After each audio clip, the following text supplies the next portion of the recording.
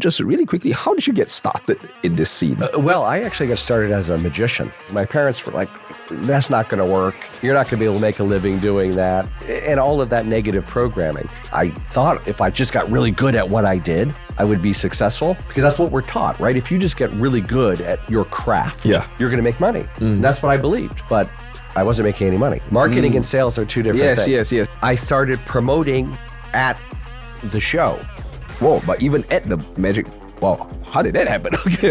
Is this to the parents or to the kids? To the kids. Yeah, well, most business owners don't know who they're selling to. They're talking about the features as opposed to the emotional benefit of what their prospect actually wants. Wow. All right, guys, Mel, right here, I got a really special guest, came all the way from the States. He's right here in Asia on vacation, managed to twist his arm to kind of do this podcast. Someone really who's an OG in the marketing scene, someone who has, worked with some of the very best people. He's got amazing decades of experience, tons of stories, tons of lessons, a lot of successes. He has also had some stories he shared with us also that have been kind of spectacular, not in the direction that he wanted, but through all of these stories, there's so much to learn, so much to glean. Today we got the man himself, Dave Dee. Welcome. Hey, to the thank podcast. you so much for having me, man. I think the O in OG is absolutely correct.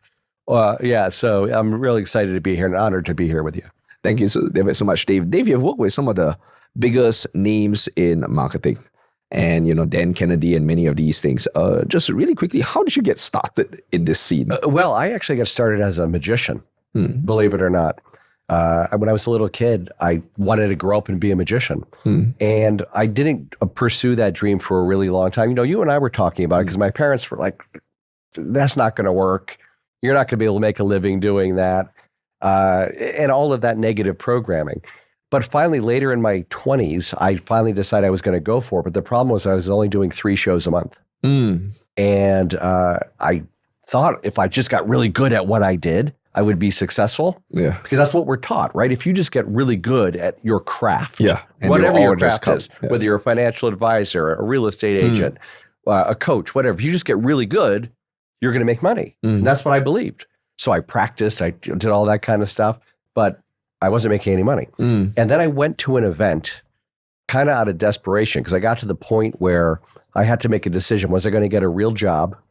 Or was I going to really pursue my dream? And it was one of these big success rally events where they have all these different, Zig Ziglar was a speaker at it.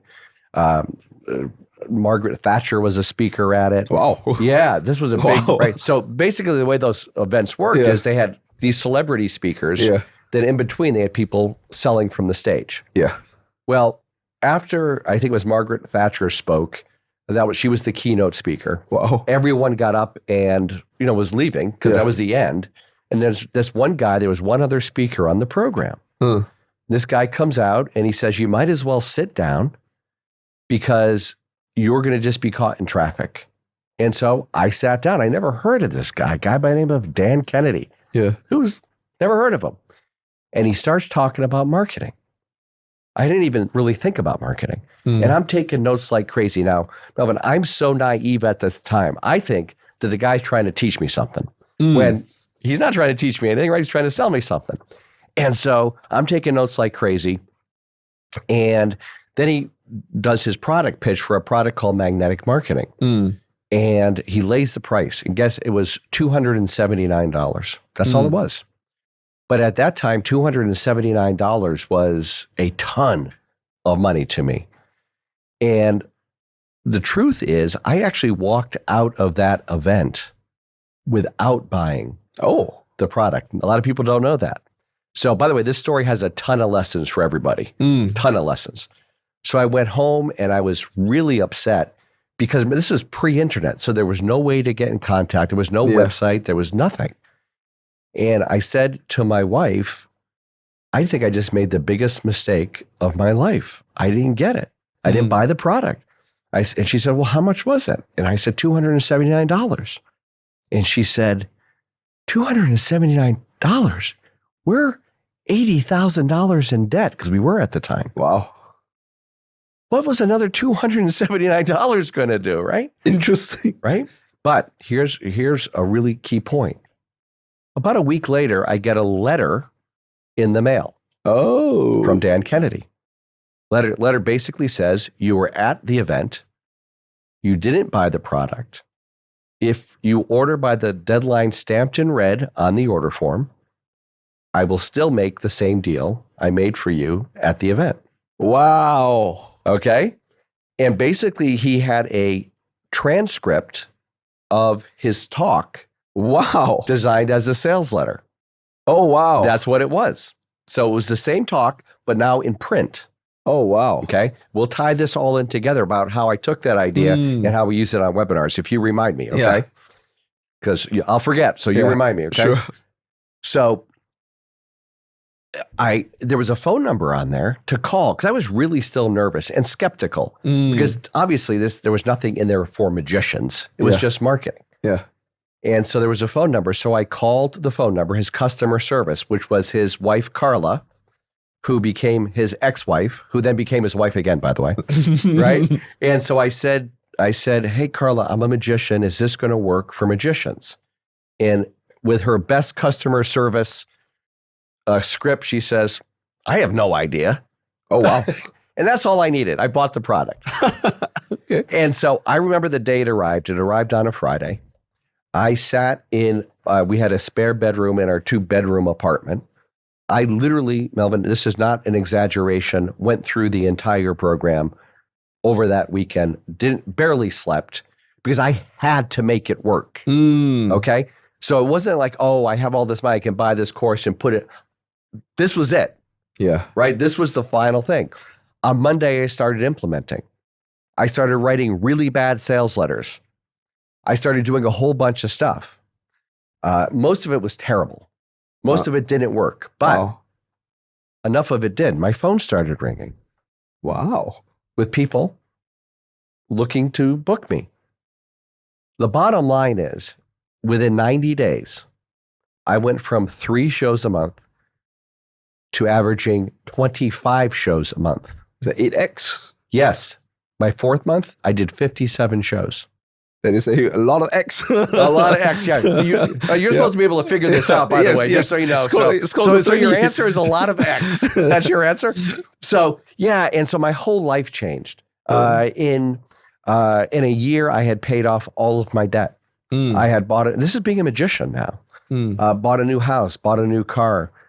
Everything changed for me within a change in 1 year. Within a year, yeah. Yeah. And then what happened is people started... I started getting invited to speak on different stages for entrepreneurs. Dan was the first to let me on the stage. And what was really funny is I thought, he says, well, you got to sell something when you're on the stage. Now, I was a performer. I'm on stage all the time. And so I thought to myself, this is going to be easy. So I created a product and I created this presentation, the sales presentation. Okay. And I go up and do it. I'm on the main stage. Kennedy put me on the main stage. First of all, I'm a great testimonial for him, right? Yeah. So, but he puts me on the main stage. I'm doing my presentation. The audience is laughing, Melvin. They're clapping. I'm like, this selling from the stage is easy. And then I did, I guess what you would call a close. You would call it a close, maybe. And I expected, because I saw other speakers who were people to be rushing to the back of the room to buy the thing I was selling. So I did my close. People started applauding, but nobody went to the back of the room. Ooh, it was brutal. The only people going to the back of the room were leaving to go to the bathroom, go to the restroom, go to the toilet, right? And I bombed, dude. I mean, it was bad. And I was so bummed because I thought I was going to make all of this money because I saw all these other speakers making all this money. And so I had to make a decision whether or not I was just going to remain being a magician or whether I was going to master what I call the art and science of one-to-many selling. And so I took the same path. I invested in myself. I bought courses. I got training. I did all that stuff, and I started working on it. Then about 2 years later, Dan invited me back to the same event to speak again. Gave me a second chance. Now, this time I wasn't on main stage because once you, as you know, if you bomb on main stage, they don't put you back on main stage. So they put me like in a breakout session first thing in the morning. Oh. right? And I had about 100 people in this breakout session, but now I was armed with my system of selling. This time when I sold over $331,000 in 75 minutes. Wow, that's very efficient. Yeah, it was very efficient, and it was a game changer for me. Now again, just so folks know how events work, I didn't get all 330,000, right? So the promoter gets half, right? Promoter gets half of it, but I still made over $100,000. 75 minutes. Yeah, in 75 minutes. And I don't know what other folks' hourly rate is, but I thought that was pretty good. Some people's annual income is not what you make. And so I said, wow, this is really amazing to have this superpower. And then what happened is the same thing. People started asking me, hey, can you teach me how to do that? And that's kind of how my new business was born, of consulting and helping people create these presentations and training and things like that. So that's how it all got started. Wow. I think let's unpack, within these stories, you're right, a lot of lessons there. A lot of lessons. Let's take a look at what was the first thing that enabled you to be successful first from magnetic marketing, then one-to-many. Because so what exactly did you learn from the course and apply imperfectly that resulted in from 3 all the way to 24? I think it was 25, then 57. Yeah, and it was imperfect. You were quite clear that it was imperfect. But 8 times is a lot. Yes, and so that's what you just said, one of the key things. I think a lot of people want to make everything perfect before they launch it, before they do it, before they try it. But what you need to do is take imperfect action. Take imperfect action. So I'll give you one thing, which was not something I did. It was something I learned. Dan said, it is more important to be a master marketer than it is a master of your craft. He wasn't saying that you don't have to be good at what you do. A lot of people mistake that. That's not what he was saying. You have to be a master marketer, because it doesn't matter how good you are if nobody's hiring you. If nobody's calling you up.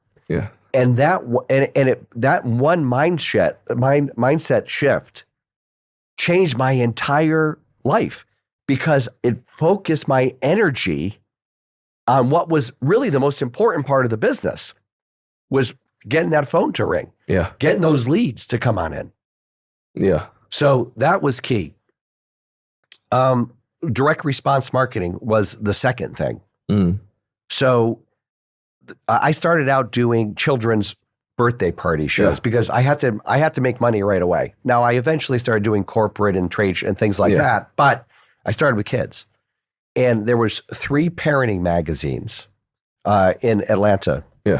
And I started placing ads in those magazines. Now, my ads, because of my direct response training, look completely different than everyone else's. Everyone else had their name as the headline. Right? Magic shows by Presto Bob the Magnificent, or whatever. But I understood now that I had to have the benefit for my buyer. By the way, my buyer is not the child. It's a parent. And it was the mother specifically. So my headline was, make your child's birthday party unforgettable. Right? Yes. And so it really stood out. Everyone else ads looked the same. They had the dumb logo with the top hat with the rabbit coming out of it and all of that. And then it had copy. Here's what, boom, boom, boom. Call for details. And so they would call me. I remember when I started getting calls initially, I had nothing on my calendar.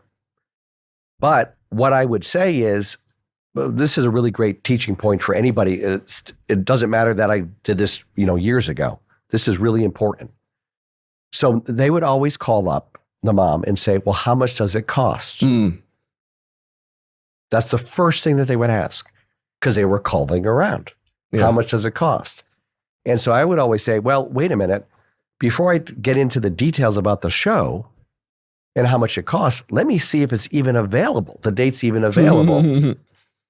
Okay? So I did a reframe on the question. And then what happened is, now in the beginning, I'd say, just hold on, let me check my calendar. Well, there was nothing on my calendar. I obviously knew I had it open, but I would say, let me check my calendar. And then I would say, I have an opening at 2:00. Does that work for you? And she would say, yes. And then I had a phone script. Yeah.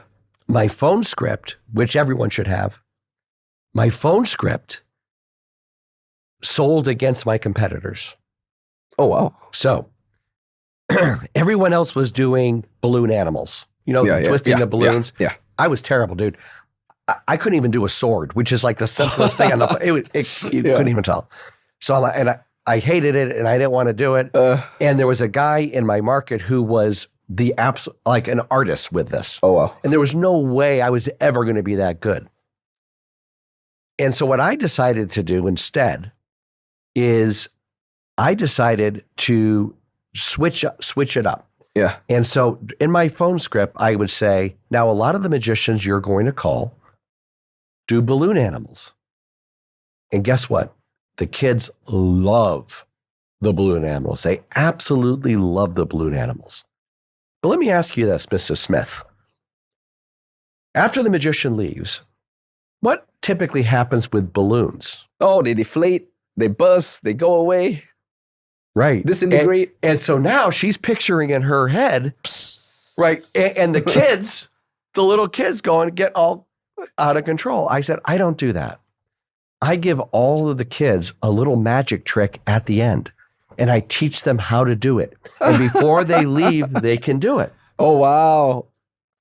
But it gets better because wait till I tell you what happens after that.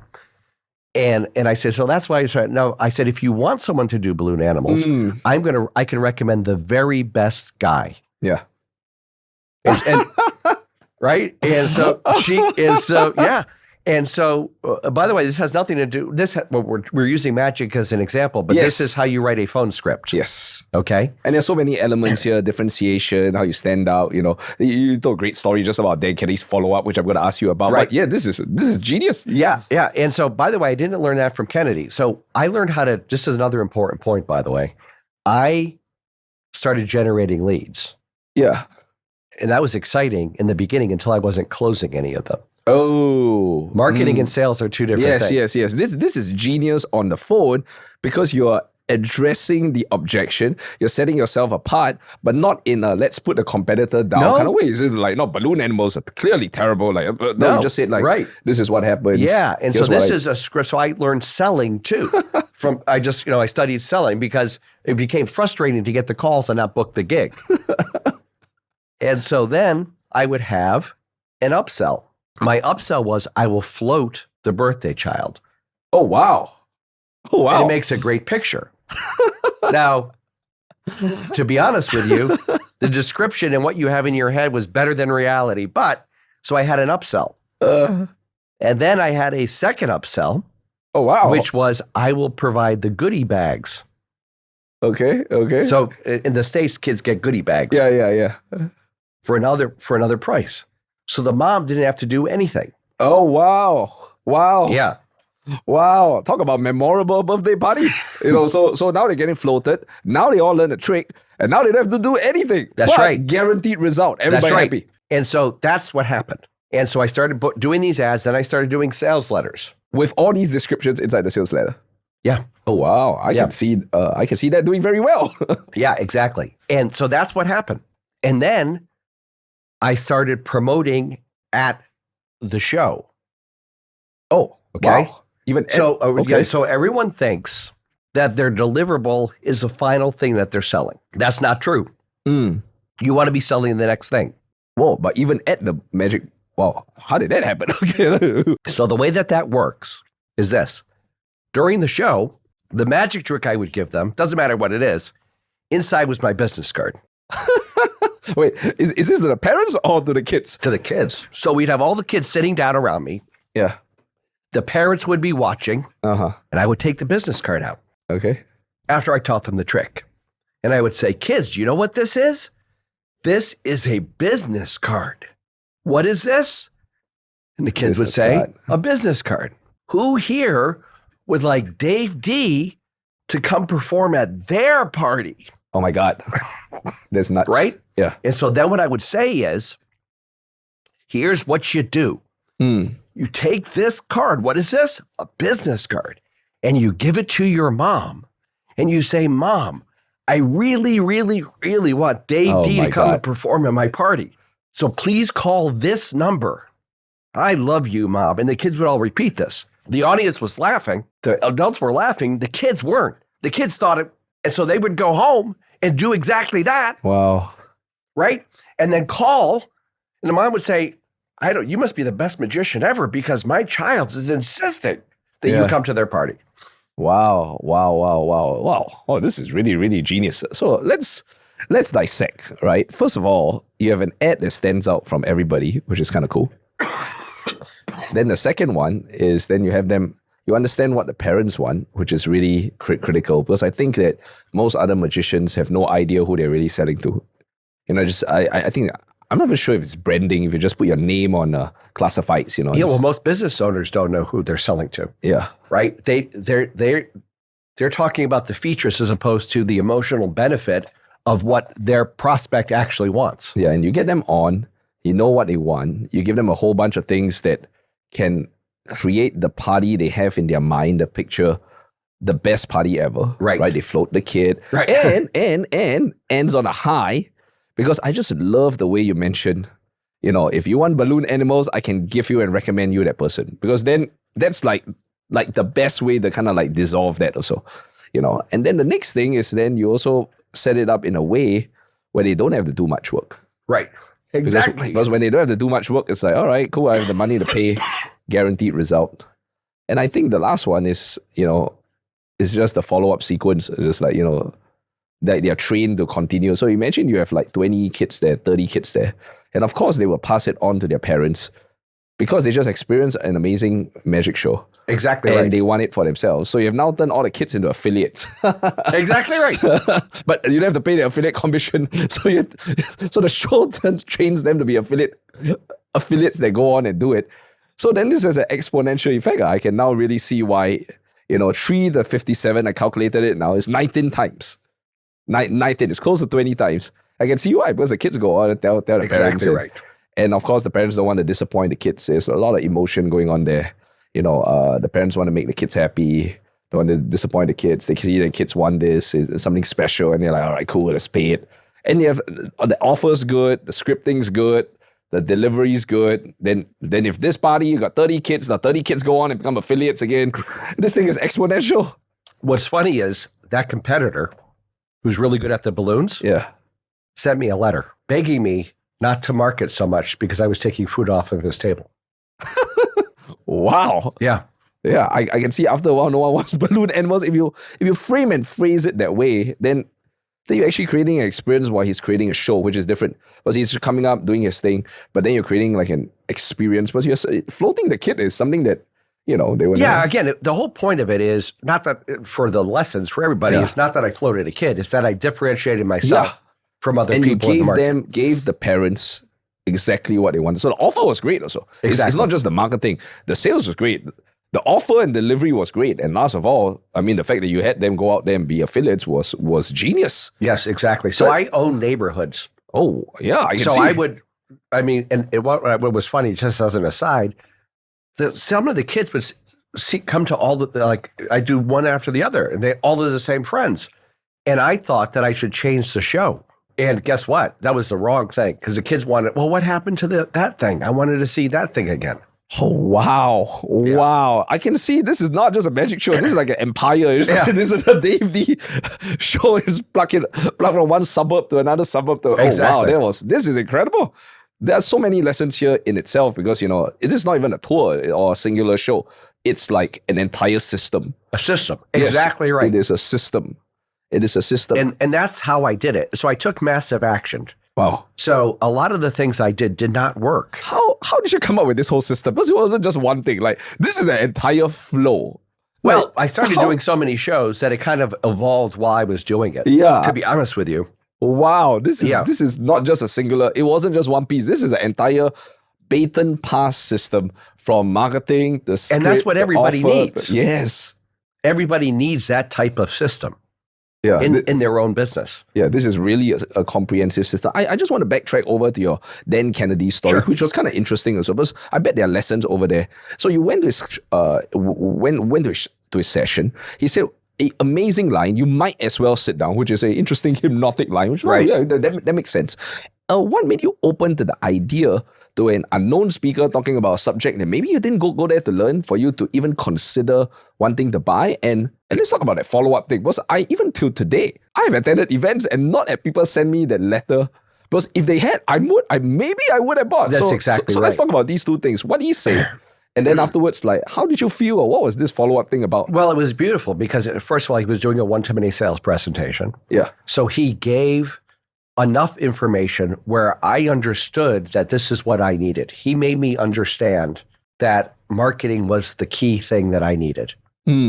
Right? And he provided a toolkit. Now, there was no tools in it for magicians, but I understood even back then that business is business. So my business as an entertainer is no different than, let's say, a financial advisor. Yeah. I had to get leads. Yeah. I had to close the sale. I had to deliver the service. I had to get referrals. And so it was all, and so he just structured it beautifully.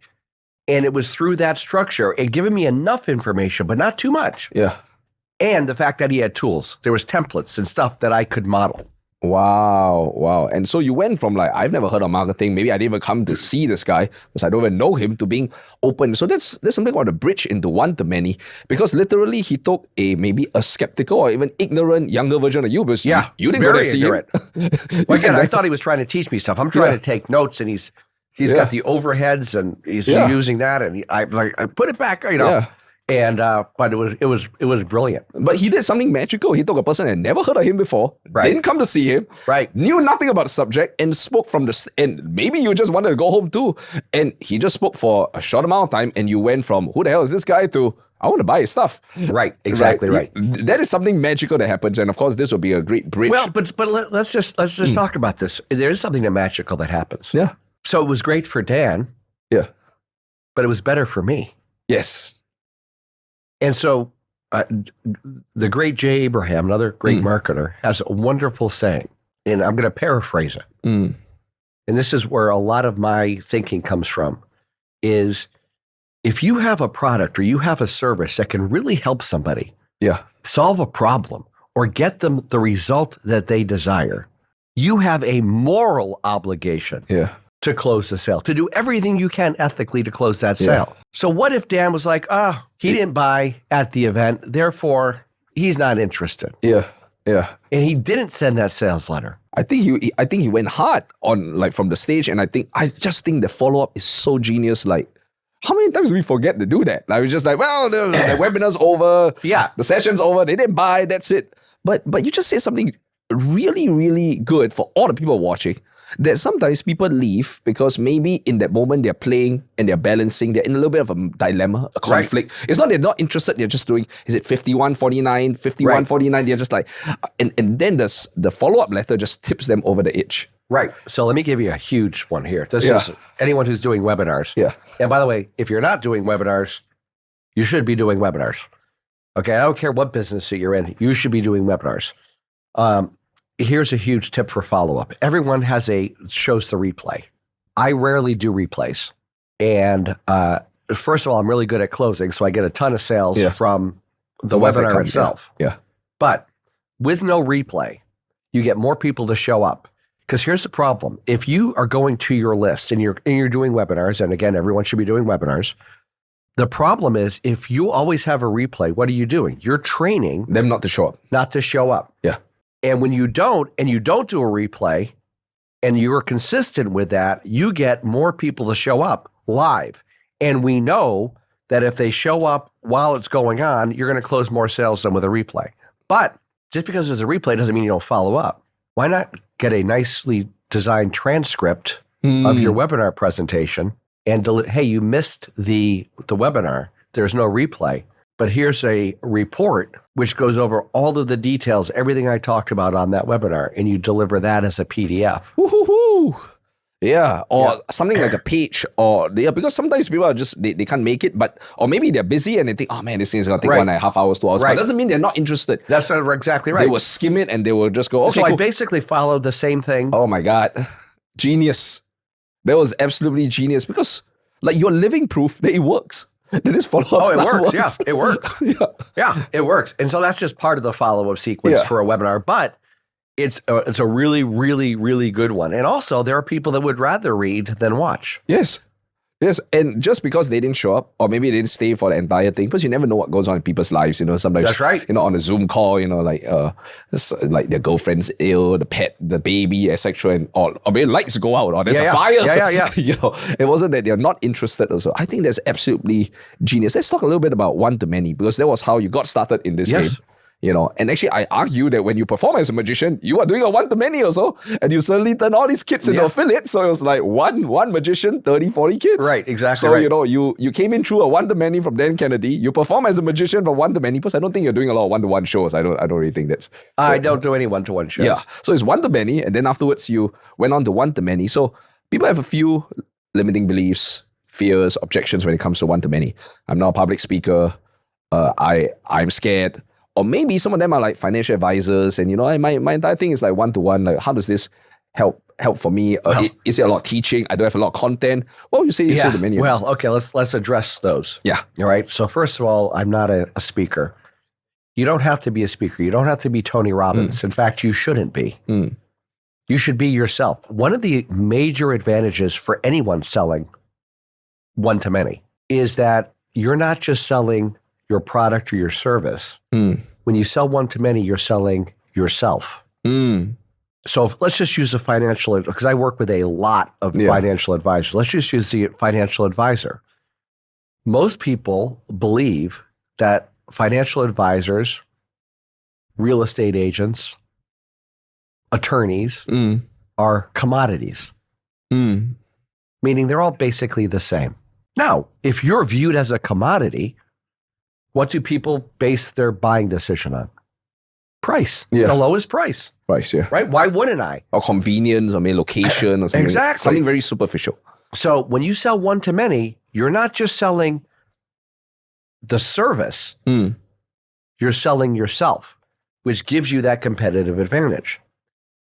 You don't need to be a great speaker. In fact, sometimes, as you know, because you're a master from selling from the stage, sometimes the best speakers are the worst. They don't know how to close. It's a different skill set. So you can learn how to do that. And with a webinar, let's say you don't want to get up in front of a group of people. You can do it on a webinar. You can even do it as an automated webinar, right? So you can overcome that fear.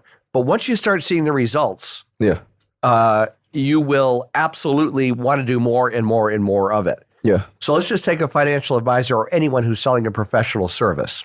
The advantage is, first of all, you are generating leads as opposed to just placing an ad or doing. You are presenting in front of a group of people, whether that's online or in person. You are selling yourself, as I mentioned. You are qualifying. If your presentation is structured properly, you're qualifying your prospect. You're getting leads who already know you, like you, and trust you. Yeah. And they're scheduling appointments with you. And if you really structure it properly, you're getting people who are ready to work with a financial advisor, and they're ready to work with you. So the idea with one-to-many selling, especially if you're selling a service, is not to see how many appointments you book. That's not the point. The point is, how many high-quality appointments do you book? Yeah.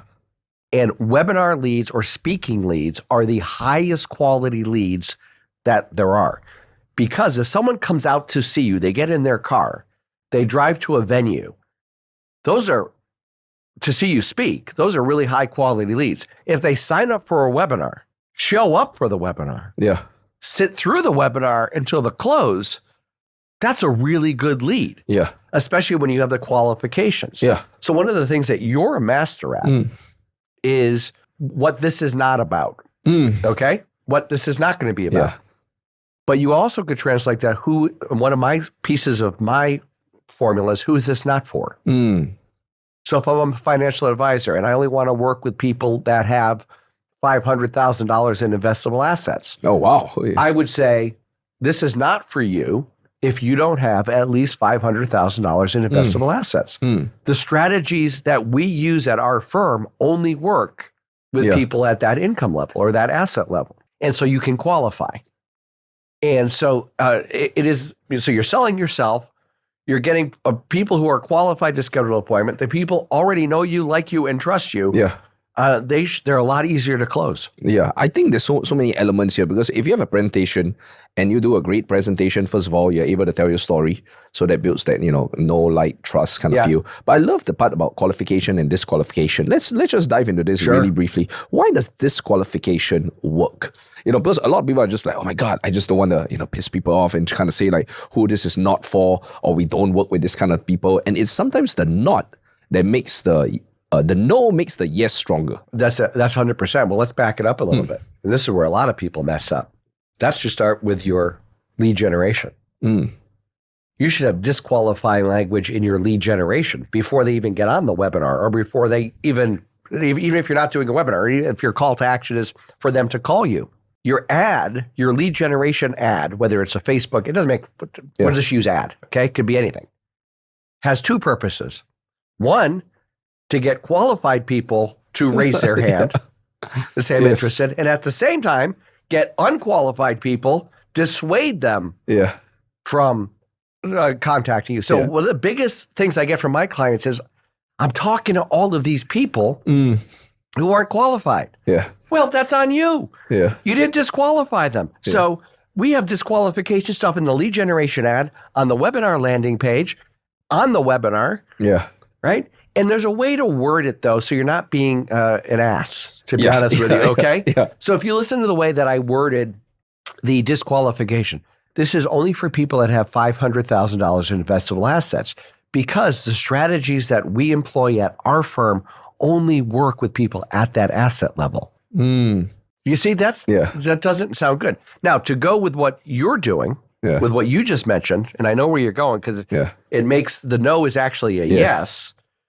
So let's say you're selling a course or an information product, online course or something. Well, one of the things I always say is, this isn't for you if you're someone who needs to reinvent the wheel and will not follow a proven step-by-step process. This is not for you if you're lazy. If you're not going to come on the calls that we do, and you're not going to follow through, then this isn't for you. Well, even the laziest person on the planet is not saying to themselves, well, I'm lazy. They say, no, that's not me.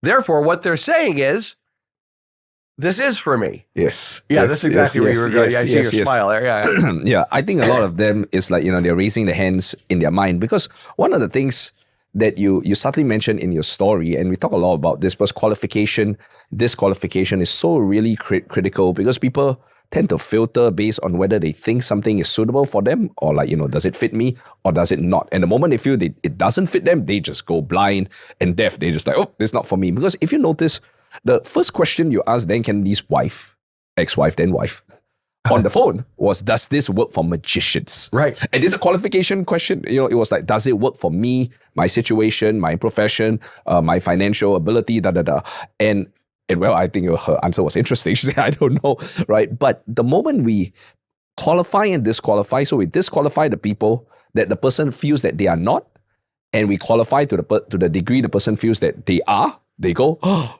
this is for me. This is for me, exactly. And they listen like 3 to 5 times more. Yeah. But I think people are afraid to do that, especially because they want to placate and just take in everybody. Yeah, but you don't. That's how you. So to make more money and work less, okay? So let's just keep you in a financial advisor since you brought it up, okay? But it applies to anybody. Well, if I have my calendar filled with appointments, and half of them, I have no chance of closing, no matter how good I am at sales. Half of them just aren't going to do it because they're not qualified. Well, you've just wasted a bunch of time. I would rather have 5 good ones on my calendar who I'm going to close. So there's only, to make more money, you either have to work harder or you, like that's one way, right? Work harder. But sometimes working harder doing the same things only produces more hard work, right? That's what it produces. The other way to do it is what we're talking about, is to qualify people, is to pre-sell them, and then to get really good at closing, which we can talk about as well. Because that's the key. Again, if we go back to my magician story, the part that I often don't tell is the second part about getting good at sales. Yes. Because marketing's a lot sexier, right? Yeah, you got a whole bunch of people interested, but not being able to sell means... Yeah, well, it was really brutal for me because I was generating leads that I was paying for. Yeah. And in the beginning, it was exciting, and then it became depressing because, these leads are coming in, but I'm not closing any of them. Wow. Let's talk a little bit about the word system for one-to-many. So a lot of people think, okay, cool, I'm convinced, it's not that hard, I want to find out more. And they just think that one-to-many is just about doing a stage presentation, live presentation, or a webinar. But it's more than that. There's a system. You need to generate leads, then, which means you need to get people to raise their hand to come in. Then you need to get them to show up, which is another game all by itself. Right. Then you have to do the webinar. Then there's a follow-up. So can you walk everyone through the system, some tips and tricks on that? I would love to. I mean, it's more than just the presentation. Yeah, we can go as deep as you want. So let's start with the best way to promote a webinar is to your own list of unconverted leads, right? So everyone should be building an email list with a lead magnet. Now that could be a webinar, it could be a PDF report, it could be a webinar, a PDF report, it could be a bazillion different things, books. So I like to promote my webinars to the people who are on my list already because they're already engaged. Yeah. So I send out what I call a daily D-mail, by the way. D-mail. You get it? You get it there, Melvin? Yes. Pretty slick, right? Yes. D-mail. I am on your list. You're on my list. Yeah. So you get my daily email. Yeah. So these people are engaged. So they're going to show up at a higher rate. I typically get about a 58, 60 plus percent show up rate. That's pretty good. Now, first of all, so that's the best way to do it. I'm going to give everybody the biggest tip of all time. Ready? This is huge. Everyone's got these fancy, after they register, you show them all these videos. You got 4 videos. Nah. Here's what you do. You write one email, which really sells the webinar. When it is the title, you got to have a hot title, by the way. Yeah. Most important thing, by the way, is the hot title to get people to register. Yeah. Hot title and topic, right? Bullet points, what they're going to learn that teases them, all of that, call to action, a really good email. One, I call it a core email that sells the webinar. Yeah. Right? And we have templates and stuff, right? Okay. You send that out on day one. So what a big mistake that people make is promoting their webinars too early.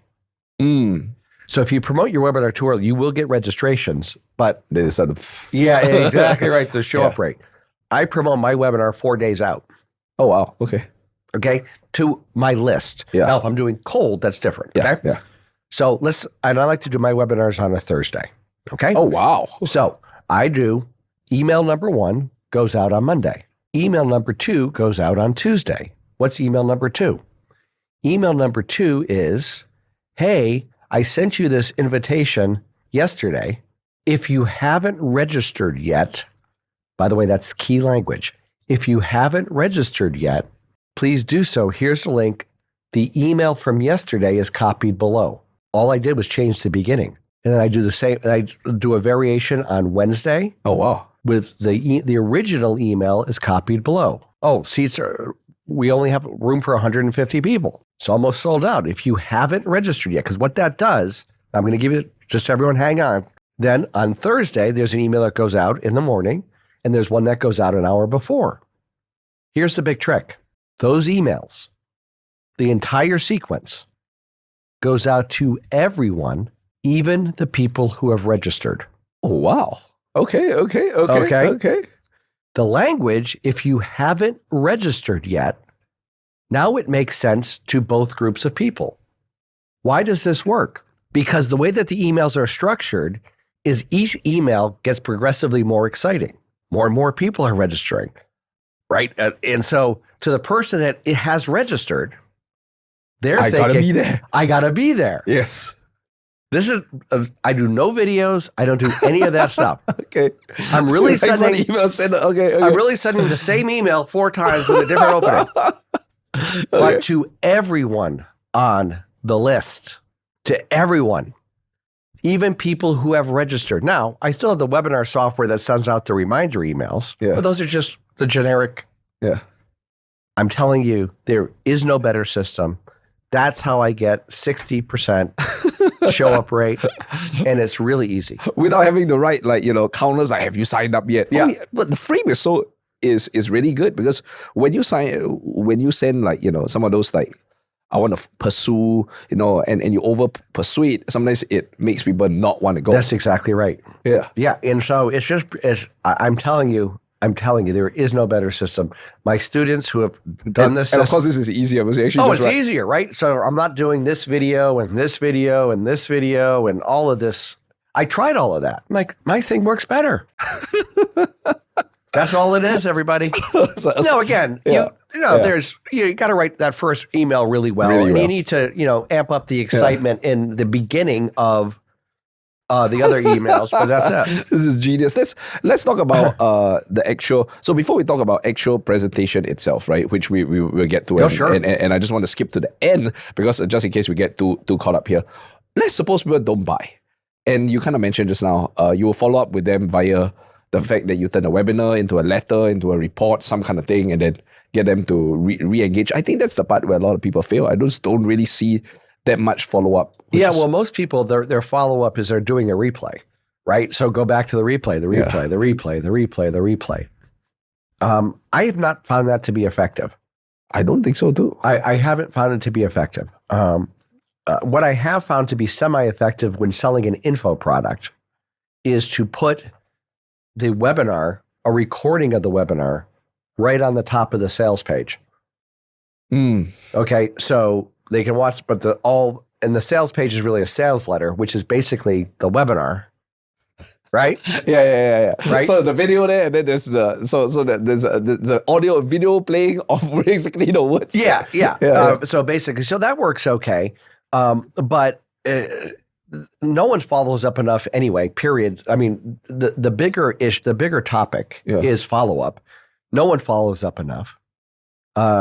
Dean Jackson, who I love, great marketer, talks about how only 18, and there's been studies on this, only 18% of people who are going to make a buying decision, 80% of leads who are going to make a buying decision, will make that buying decision within 90 days after coming in contact with you.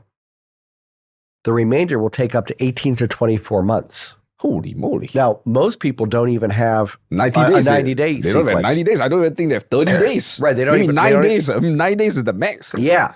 And so the problem with that is you are now losing most of the money.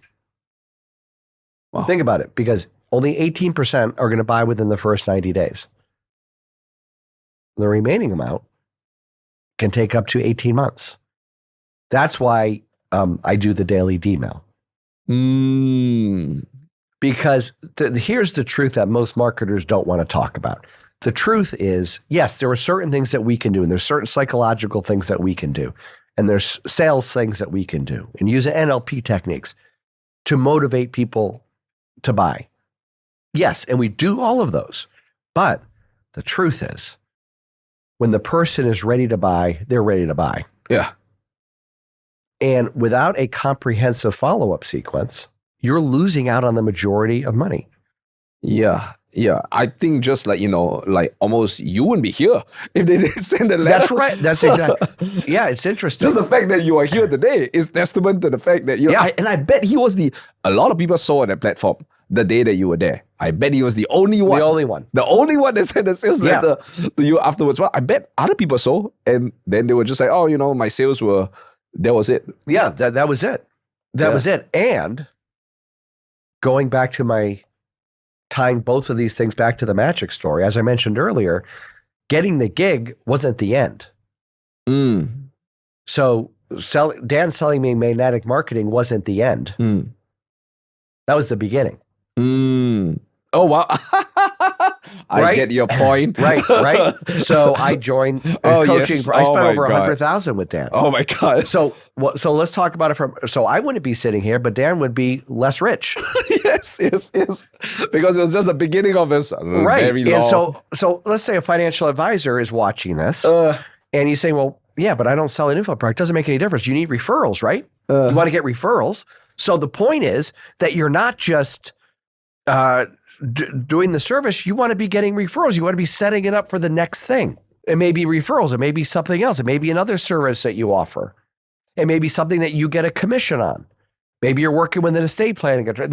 You got to think through the entire thing. Wow. Yes. I mean, therefore, then I guess that's what makes the follow-up so motivating. It's like, it's not just the fact that, missing out the money. It's like any one of these people, especially if you have a great offer, great sales, great system, equals $100,000. So if I told you, first of all, you're missing out 82 to 85% of the sale. Right. Any one of these people could actually not be $297, could be worth $100,000. They'd be like, all right, cool, let's follow up, man. Let's go and get this going. But I think that's where a lot of people fall off. Yeah, it is. And everyone is trying to get new leads, and they're not you've already made the investment to get these leads. Wow. Let's nurture them. Let's keep them going. Now, I do it with email. I mean, that's but that's how I do it. It's easy for me.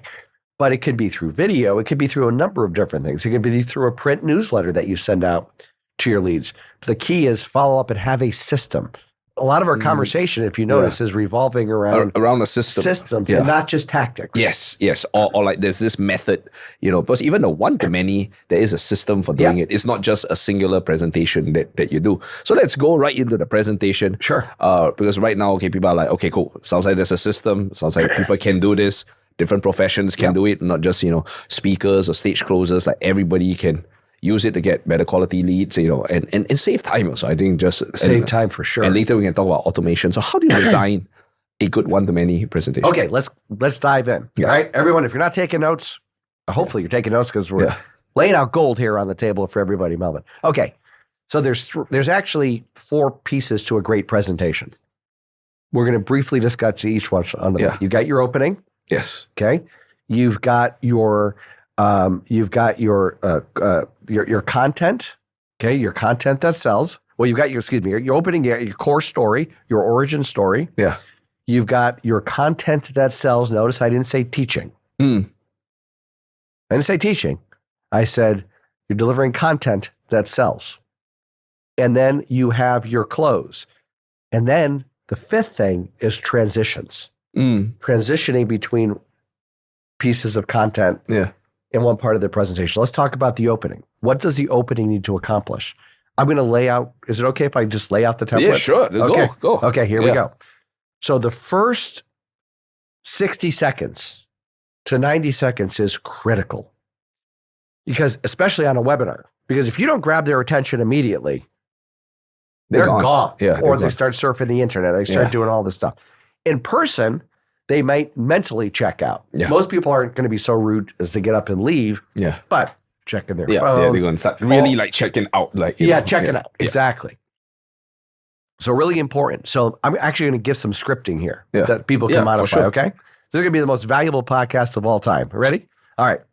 So the scripting I like to use is in the next, how long your webinar is, the next 75 minutes, 57, whatever it is, the next 75 minutes, I'm going to teach you a 1, 2, 3 step-by-step strategy for X, Y, and Z, the major things that they want, without you having to X, Y, the thing that they don't want to do. Yeah. Okay? So in the next 75 minutes, I'm going to teach you a 1, 2, 3 step-by-step strategy for X, Y, and Z, the major benefits that they want. Okay, without you having to blank. So in the next 75 minutes, I'm going to teach you a 1, 2, 3 step-by-step strategy for losing 10 pounds in the next 10 days without having to diet and without having to exercise. Woohoo. Okay, that's an example. Yeah. So I grab their attention. Then, now it's a little bit longer, but that gives you an idea. Then the next piece is who this is for. This is for you if you're in the right place, if. And then you talk about their pain points. This is for you if you've been struggling to lose weight, if you're tired of being embarrassed when you go to the beach, if you want to fit into that pair of jeans again, okay? Yeah. I don't know why I'm using the weight loss one here, because apparently both you and I need to lose some weight. That's where that's coming from. But it's the pain. What this does with the pain is the prospect says, wow, this speaker really understands me, really understands what I'm going through. Okay? And then you future pace. And you future pace it two-way. Future pacing means getting someone to step mentally into the future and see themselves as they want to be, but then also future pacing the darkness. So you future pace the light, you future pace the darkness. You don't make the dark darker than it is. You don't make the light lighter than it is. So you're not hype. You're just laying out the reality of the situation for them. The next step after that is to talk about, now notice, throughout this whole thing here, we've not talked once about ourselves. Yeah, no. In fact, the genius part is you sell to the pain. That is just one of the mental notes that I'm talking about because, like, you know, you qualify them especially based on pain. Because there's several ways of qualification. This is for you if you're a speaker, if you're a coach, a consultant. That's cool. That's better than nothing. But you sell to the pain. It's in you qualify to the pain. This is for you if you feel, oh man, if you qualify and sell to the pain, they go, Well, what are people motivated by? Yeah. The pain. Yeah. So the entire hook at the front is here's how to get a result, especially if you don't want to do these things. And for you, if you sell like you are having this pain, and literally everyone in their brain who has that pain goes, exactly right. I'm gonna listen to this guy. Exactly. That's exactly. Now they're engaged. It's more than just occupation. Listen to this if you're a financial advisor. Listen to this if you're a financial advisor who's struggling with. Yeah, that's exactly right. I'm gonna listen to this guy. Now they like really zoom in on their. Yeah, and again, I just want to repeat that is brilliant what you just said, but I also want to repeat the psychological thing that this person really understands me. Yeah, they get me, and if someone feels understood, they're more likely to trust you. This is why you've got to get deep inside the psychology of your prospect and move beyond the surface level. Yeah. It's more than just presentation design. It's like, yes, the design is one thing, but you need to understand the people. Because then you, even if I give you a template, you need to know what pain they are having. That's right. Yeah. Now you tell your origin story or your core story. The big mistake that people make here is that they just talk about themselves and they're bragging about things. Yes. You want to frame the story so that it is about them. It's about you, but they also can relate to the story. So if you look at, I kind of told a little version of my origin story during this. Yes. And remember what I said? I said, but my business was just like anyone else's business. I needed to generate leads. I needed to close the sale. I needed to deliver the service. Yeah. Right? Because my big objection when I tell my magician story is a person says, well, I'm not a magician. This doesn't apply to me. Yeah. So, and then I just tell a little brief about myself. And then I say, here's another, this is so golden. Can't believe I'm giving this away for free on a podcast. I then say, but the real reason I love what I do is because of people like Mary Smith.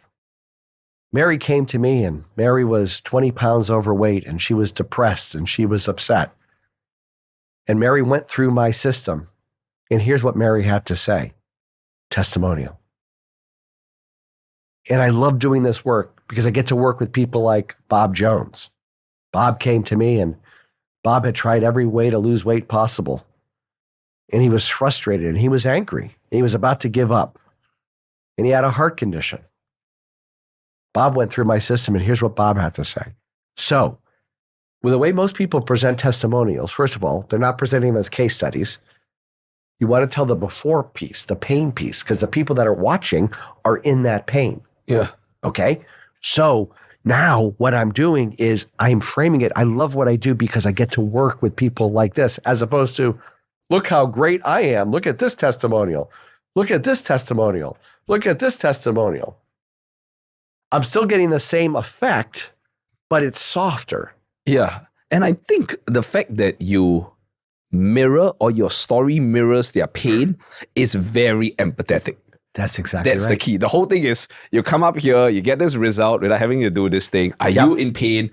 I understand you because I used to be in that painful situation. Right. Then I overcame it and now I get to help other people who are in pain just like you overcome. Yeah. So it's just that. Yeah. Like, and so one of the guys who I work with is a financial advisor, a superstar financial advisor, and he sells asset-based long-term care. It doesn't really matter what that is.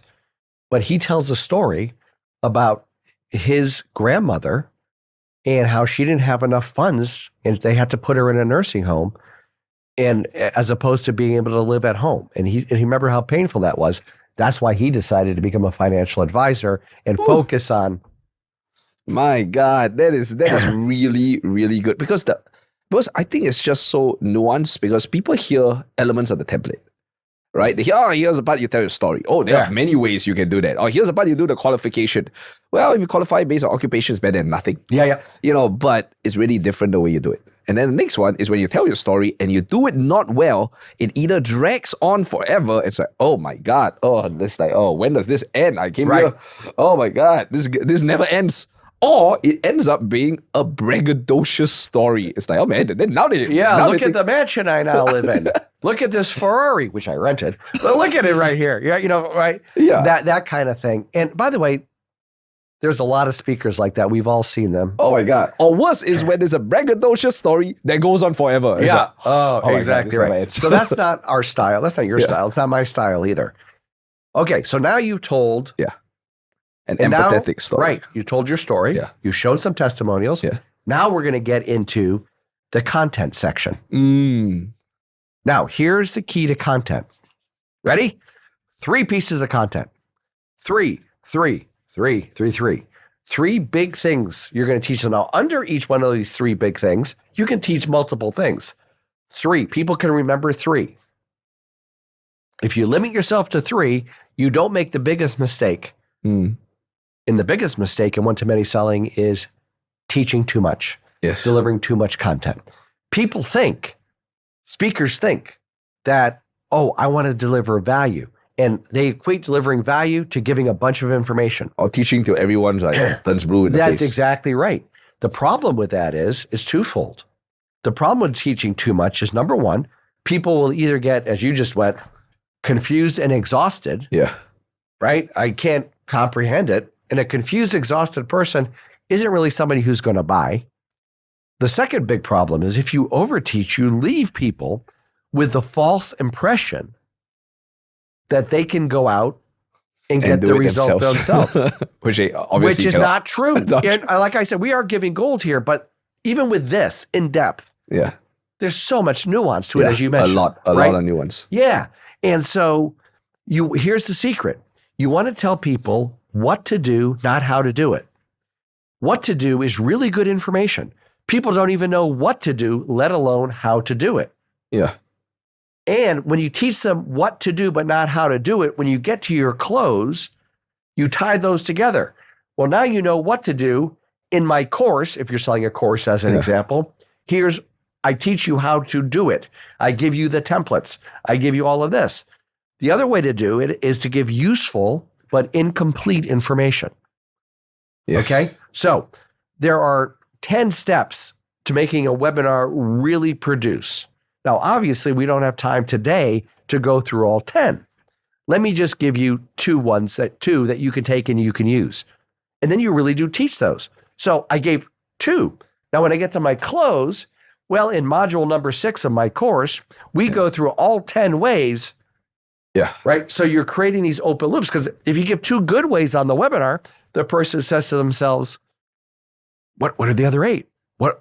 I need to know the other 8. Yeah. Okay.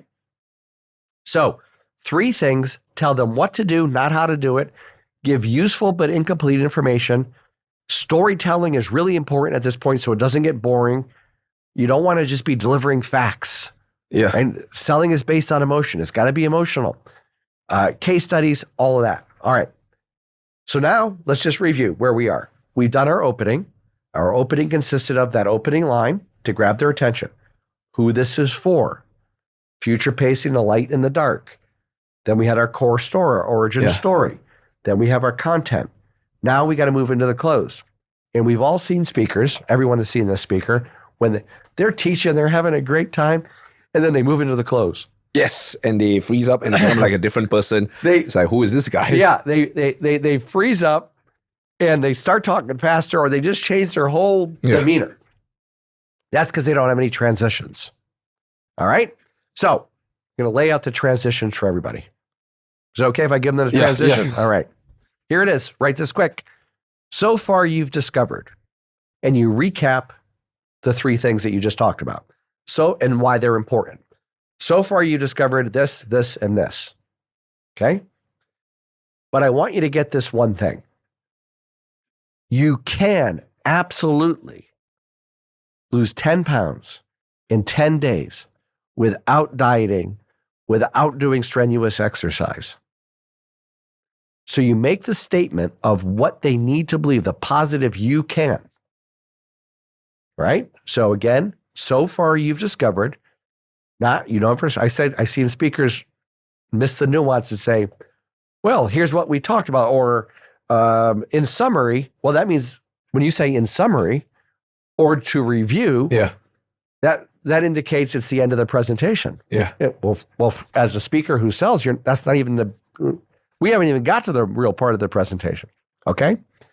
So now we go into, now the question you should be asking is, how do I actually make this happen? Well, you've got 2 ways you can do it. One, you can do the slow trial and error method and try to figure it out on your own. But since you're here today, my guess is you want to lose those 10 pounds quickly. You're tired of the trial and error method. Well, the fastest way to get results is to not reinvent the wheel, is to follow a proven system. And I'd like to share with you what that system is. Now you're into your close. Smooth. Smooth. Yeah. And then the final part is the close.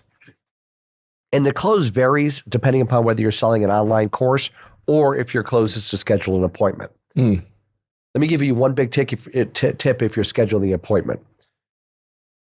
Well, first of all, with either of those scenarios, you are talking about the benefits, the outcome, and the transformation, not you get 12 videos. And, they're exactly. all 2 hours long.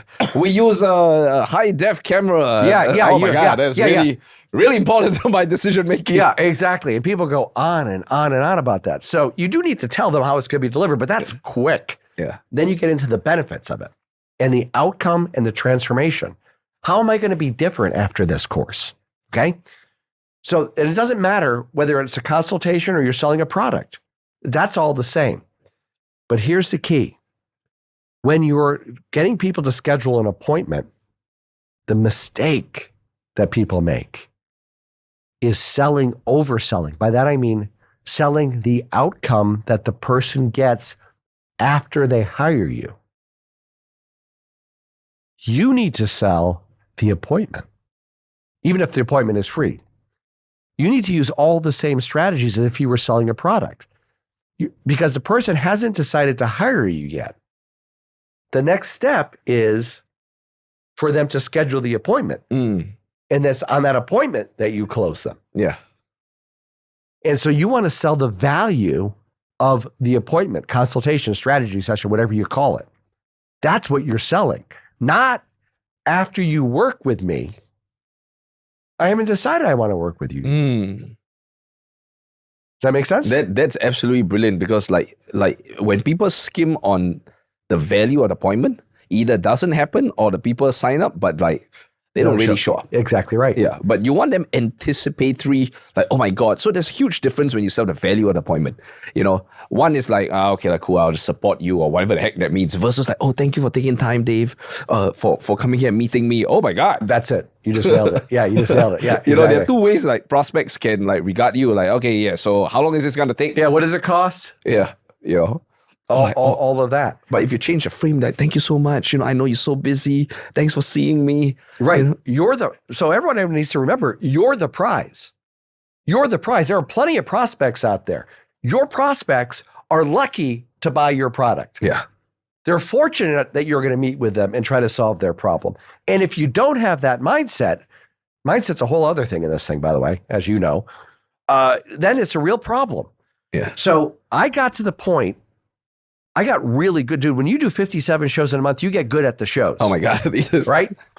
I got to the point now I didn't say this to the prospect, but in my mind, and I'll clean it up for the podcast, but in my mind, when the phone rang, I was like, if you don't hire me, you're making the biggest effing mistake of your life because I am the best at what I do.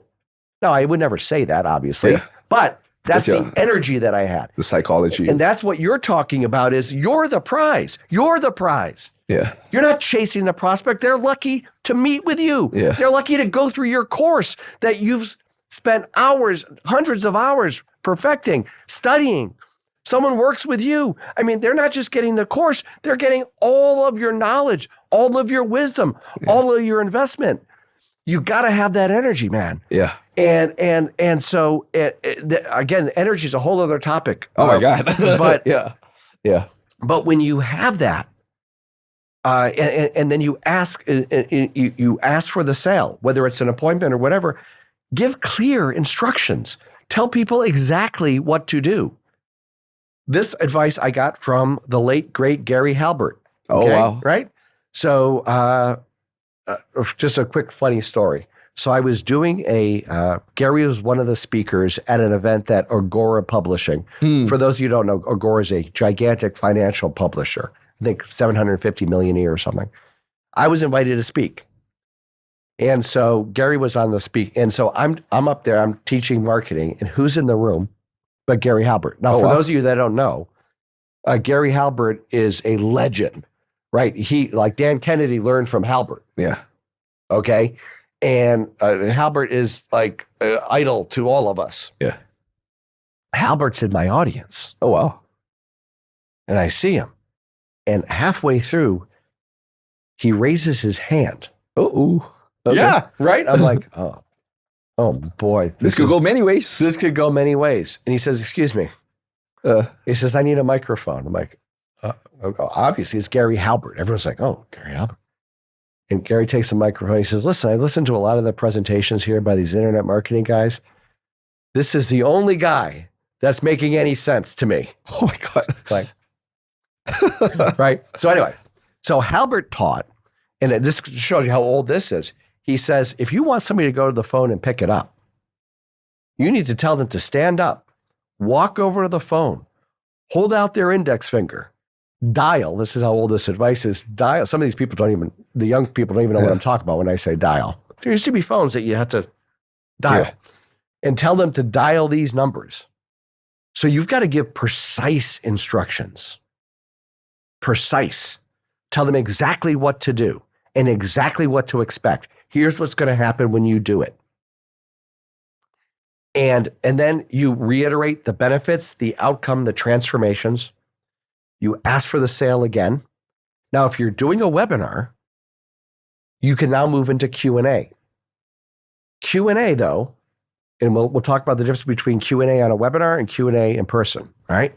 So Q&A on a webinar, everyone thinks it's an afterthought. No, Q&A on a webinar is a major part of the presentation. Yeah. You're not done after you do your closes. Yeah. The way I like to do my Q&A is to take actual questions from the audience, but I start with, so I'm going to take actual questions, put them into the question box, and I'll make sure I'll stay on until everyone gets their questions answered. But here are some questions that I normally get asked. Right? Oh, man. And what are those? Those are objections. Yes. Yes. Framed as questions. Yes. So I'll do one or two of those, and I'll do one, and I'll go back. So I've got my ones that I want to make sure I answer. Yes. Now, the truth is I've answered most of the objections during the presentation without the audience knowing about it. Yeah. Okay. But there's still ones I want to make sure I get them all in. So that's how you do it on a webinar. Yeah. On stage, you do not do that. No. That's deadly to take questions. Oh my God. No, right. Not forbid. Right. So typically, if they're going to the back of the room, or let's say they're going to the back of the room to buy, here's a golden tip. You keep your microphone on. You tell the tech team, when I'm done, keep my microphone on. Yeah. Do not turn my microphone off. Yeah. Do not put any music on. Yeah. And you go to the back of the room while you're still talking. So let's go to the back of the room. If anyone has any questions, come on to the back of the room. I'm in the back, and that's where your table is, where people are filling out forms or however they're doing it. And then you answer questions in the back of the room with your microphone on. Why? Because so everyone else can hear. Yes. And then they're like, oh, what is he saying? Oh my God. Oh, I love this stuff, huh? Yeah. That is a great hot tip. Yeah. But there you go. And so that's how you structure a one-to-many presentation for a webinar or in person. What was some of the, and I first of all, I think this is gold. And, I think people should rewatch and watch this like multiple times, because this is really, gem upon gem upon gem. There's probably gleaned over years of both successes and mistakes also. Yes. For me, more mistakes than successes, because first of all, you mess it up. And sometimes you figure things out while it looks like a mess up, so somebody must have kept the microphone on. One time it was like, wait, I got more sales. Yeah, that's exactly right. And again, it goes to take imperfect action. Yeah. So what most people do is they spend way too long putting the presentation together, trying to make it perfect. What was one of the best successes that, you had either doing on a webinar or live in-person presentation, just putting all of these things together so that people can kind of visualize, okay, I learned a lot from Dave, and here's how it looked like, and here's what happened, and strung it all together, and here's what we ended off with. I'll give you 3. Oh, wow. Okay. The first one, which is really cool. So I bought magnetic marketing. Remember? We talked about that at the beginning. Well, Dan wanted to get off of the road. He didn't want to be on the road anymore doing these seminars. He was getting older. He just was tired of it. And so I actually created a magnetic marketing webinar. It wasn't Dan. It was me. I took Dan's presentation and put it into my webinar format. Yeah. We made that an automated webinar. Selling magnetic markets. This is really cool for me if you think about it. Because years ago, I was this novice, didn't know anything. Yeah. Right. And now I'm creating this. That did $1.5 million in automated sales of a $297 product. Whoa, that's a lot. In 1.5 years. Oh, wow. What's cool about it is that it was magnetic marketing. It was a product. It was like full circle. Yeah. Wait, you bought it for $297? I bought it for $279. $279. And years later, you're the one saying, oh my God. Yeah, is that cool? Oh my God. So that was a really cool one. One of my best presentations, I don't know if it was one of my best, but they only gave me 45 minutes. Oh, that's not very long. No, to sell a product. I did $590,000 in sales in 45 minutes. 45 is...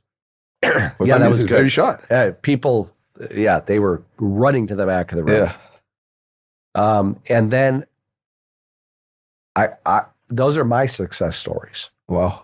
But the truth is, obviously, that's exciting, right? Yeah. To over almost 600,000, right? That's exciting. But I really like that my folks who work with me, my students, my clients. So one of my clients is a financial advisor, Barb. She was tired of doing seminars because back in the States, financial advisors do a lot of seminars to book appointments. Oh my God. And she was burnt out. And so they're always on the road? They're always, Oh my God. Okay. Yeah. But they're doing locally, but it's a grind. And they're usually buying a dinner for the people and all kinds of stuff. Oh my God. And so she was tired of that. And Barb took my webinar system, and Barb doubled her income in 1 year without doing any webinars. All of her webinars were automated. So she created multiple webinars following my system, doubled her income, but more importantly, took vacation for the first time ever. Wow. Like 4 weeks. Wow. When she had never, she's a super, she was really nervous about it. Another guy, Joe, doubled his business. And so honestly, when we get those results, that's as exciting as when I get, honestly, it really truly is when I get the results for myself. Yeah. And one of the things I always do is immediately when I hear that, I go to my wife, Kalia, who's my business partner and really runs the business. I'm this guy in front of the camera and the trainer, but she does all the business stuff. Yeah. She's amazing. That's why we have money. So I was always good at bringing in money, but I was not good with the money. She's awesome with the money. That's very important. And hiring and firing and all that kind of stuff. And so I'll go to her and so excited to tell her, wow, this person did this. Wow. So, Joe reached the $1 million mark for the first time in his life. It's just so I like those stories as well as my own. And I think it's not just the money, the fact that, whatever you teach them gives them more freedom. Freedom, that's it, man. Yeah. And frees up more life, because I can imagine just grinding through, spending a lot of money on like putting on seminars, organizing it, speaking, then buying dinner. Oh my God. And that's the only way. And now they discovered this way. I bet it taught them the automated one. So first of all, they got a webinar. They don't have to go and set up rooms and, do these things. Then it's automated. Oh my God. So all of a sudden, they literally don't even have to be there. They don't even have to be there. I mean, I love when she reports, I got 14 appointments last night while I was sleeping. And she might even be making more money than when she was grinding through. Oh, she is making. She doubled her sales. She doubled. So 3 things. You don't have to put it on. They come in automatically. You work less and you make more money. So it's pretty good. Yeah, and so excellent. those stories, I never get tired of hearing those stories. That is really, really awesome. I think as we wrap up here and as you look back upon this very interesting journey, right? It's more than full circle. I think literally just that moment of like, being a young magician who was trying to figure this out, hearing then going on your own like hero's journey, then eventually coming back, and then using one-to-many to sell the product that got you started in the first place, then now teaching basically that one-to-many, which was what he did to you and you did to the kids, and now like, it's now become like your thing. As you look back upon this, how do you feel about this whole journey? Like this has been, you've been doing this a long time, and you look back upon this like very long journey. Yeah, how does it feel? I'm going to be real honest. First of all, I feel tremendously blessed to help all of these people. I do miss performing. Wow, magic or presentations? Or magic. Wow. Yeah, and in fact, one of the goals for this year is to start doing it not as a right? But I do miss it. It is my first love. Yeah. And it taught me a lot about presenting, by the way. Yes. So I feel very, very blessed to, you met me at an event. We met. We both went to an event. And I just, first of all, to have someone of your stature wanted to interview me, I feel very honored. I feel very honored that people are listening to me. I really do. I'm very, very humbled by all of this. I truly am. And I do love what I do, and I love performing, and I love getting in front of people and delivering. I love delivering information to people who care. Yeah. And I think, would you say that, as you embark on all of this, and maybe we just answer the final little voice in people's head, they're like, oh my God, you don't understand, Dave Dee's a great magician. Can I do what he does? Yeah. And what would you say to those people? Well, first of all, you don't want to be Dave Dee. You don't want to be Melvin. You want to be yourself. So the problem, there's a lot of speaker trainers, and the problem I have is they try to make them into clones. Yes. Everyone dressed the same way, with the same suit, with the same everything, or put hands in the same position. Exactly. Yeah. No, you want to be an amplified version of yourself because, again, you're selling you. So you don't want to be somebody else. You want to be your authentic self. I was just very authentic with you, telling you that I miss performing. Yeah. Not that I would trade it for what I do now. That's not what I'm saying. I'm just saying, just be who you really are. And if you're honestly authentic, it doesn't matter if you're a great speaker. You want people to connect with you. This is not about getting applause. This is about touching people. And if you have an internal focus, you're going to be nervous. If you have an internal focus, but if you have an external focus, I've got this skill set. I've got this product. I've got this service that I can help people solve their problems, get them out of pain, move them into pleasure. If that's your focus, that's what makes this so great, because you're truly helping other people and enhancing their lives. So instead of focusing internal, I can't do this. Think about all of those people who, if you don't go out there, maybe they don't get the help. What if Kennedy didn't send that letter? What if he didn't tell me to sit my ass down? Right? Oh. The impact that you have on people's lives is much. You want to think through exactly what you do. Well, I just gave them the estate plan. I'm an attorney. I just did an estate plan. No, that's not what you did. The deliverable was the estate plan. Yeah. You gave them peace of mind. Yeah. And like you protected their family. Yes, protection. Yeah. It is, you got to think about the true emotion of what you're doing and how you're impacting people. And if you do that, it'll make you motivated to do what it takes to help more people. And one-to-many selling is one of the best ways to do that.